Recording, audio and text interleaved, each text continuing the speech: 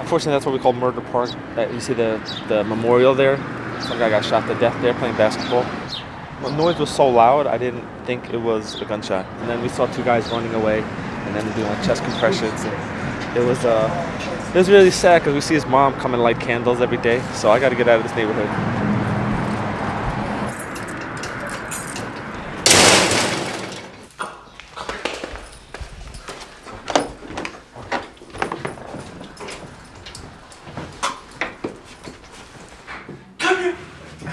I kind of love those success stories of people that weren't recognized, like the billionaire who owns Federal Express.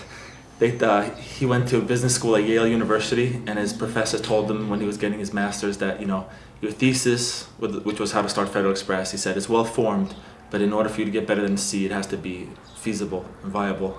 And now that guy's still a professor, and Fred Smith is worth $1 billion. So I think it's very important to define what you find important, and not let because society will try to tell you what to believe, to feel insecure, to feel ugly. Just like there's many different ways to be beautiful. It's not all, physical beauty. Anybody that smiles or is kind can be beautiful, at least in that way. I'd go to my girlfriends, meet their parents, and be like, "Oh, you're dating? Does he have a college degree? No. Does he have a lot of money? No. Is he in debt? Yes. Does he have hair? No. Does he eat healthy? No, not really. Like, hopefully you treat people right and you do good." And it's weird too, because I always personally feel rich. That's why it always strikes me as odd when people look down on me. It's happening less now. I was couch surfing for basically 2,300 days. So I got my own apartment. I can go read in the bathtub for 4 hours. I feel rich. There's hot water coming out. What do you got to worry about? There's 3 Taco Bells within walking distance. What more do you need? So, no, I'm not a victim of anything, and no activist is, because people that fight against whatever they're fighting for, it's not that it's a choice. The path of the warrior is a chosen path. So never feel sorry for anybody that chooses to fight for whatever they fight for. That's a conscious decision. Likewise, I think it's very interesting that in my personal life, it was harder to travel because I got a pretty serious autoimmune disease, ankylosing spondylitis. So I went blind in my left eye for 6 weeks.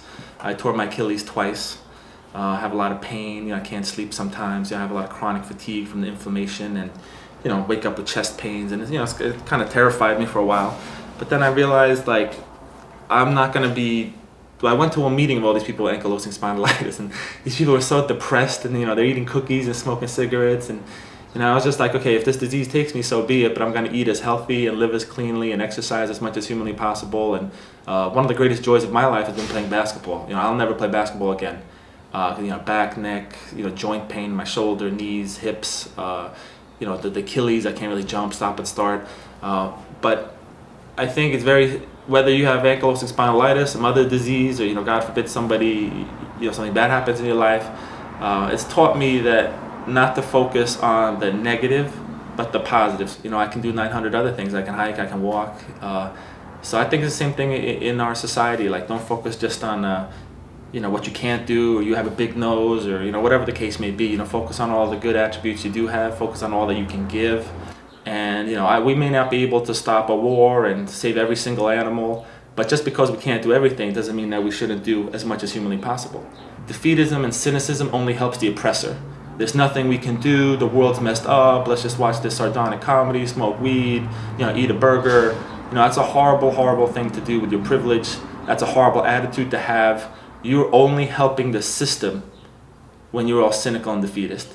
No, maximize what you can do. We have to, and it's up to us. The animals are not going to save themselves. The rainforests aren't going to say stop chopping us down. The Great Barrier Reef isn't going to, speak out against global warming. People that are in prison and have no legal recourse, they need help. People that are going hungry, that are victims of injustice. Like, if there's something we can do, why not do it?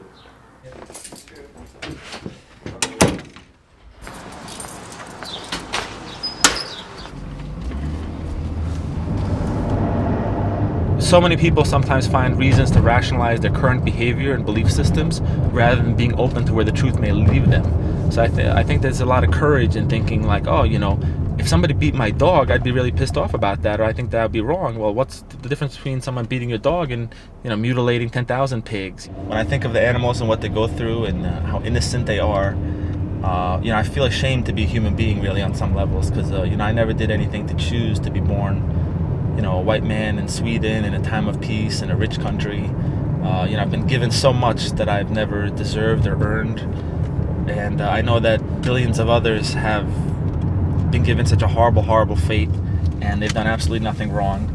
Farm animals are probably the most abused beings on earth, and the degree of suffering inflicted on them and the sheer magnitude of the billions affected. To speak up for animals does not make you a radical. I don't think it's radical to not want to see innocent beings be cut apart and confined and tortured, and I don't think it's a radical notion that we can have better ways of living and thinking. I almost feel obligated to try to speak up and for these innocent animals, and to spend my life doing something more useful than just chasing a dollar and trying to impress my neighbors or what have you. What does it mean to be an activist? I don't know.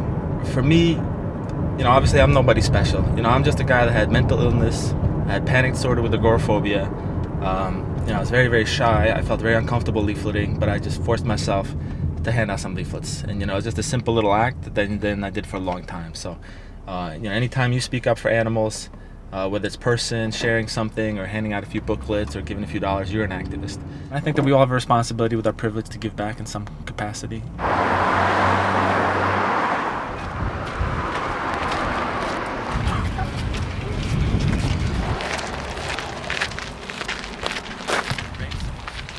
I have no problem being a failure. I have a problem not being active as humanly possible. So I don't have any illusions that things are going to be perfect in my lifetime. Just don't worry about the whole process. Just worry about the action you can take today in this moment. And, this week, I want to express myself, and hopefully, I think that when you die, the only thing that lives on is your actions. So I really hope that some of the actions or art that I do or activism that I do, I hope that it continues to have life.